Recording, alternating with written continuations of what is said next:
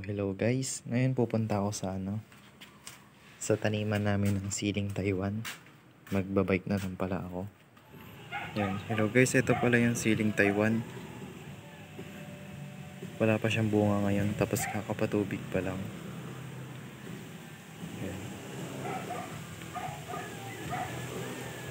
Tapos ito pa yung iba, hindi pa nadadamuhan.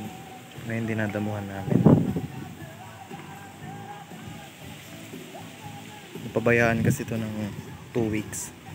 Pero napapatubigan naman siya. Hindi nga lang nadamuhan. Ito yung sili.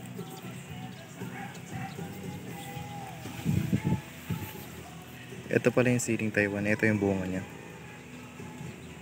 Yan.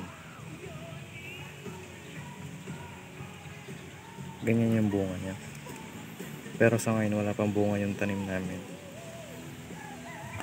Pero namumulaklak na rin siya. Yung iba may bulaklak na, pero yung iba wala pa.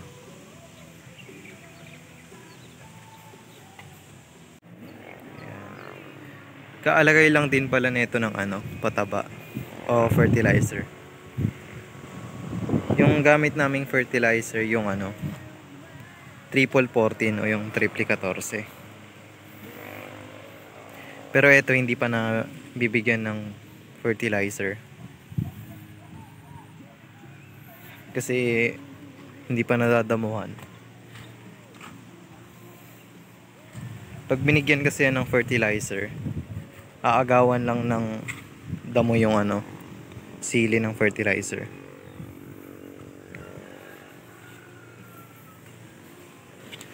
Yan.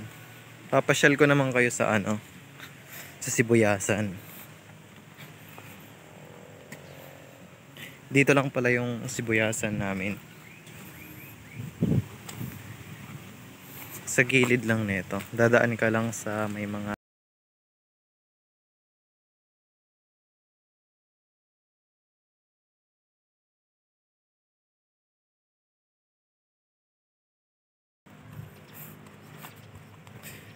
and ayun yung amin. Tapos ayun. Ayan hanggang doon. Let's go. Tignan natin kung malalaki na yung bunga. Ay bunga. Yung bigas. Yung laman niya.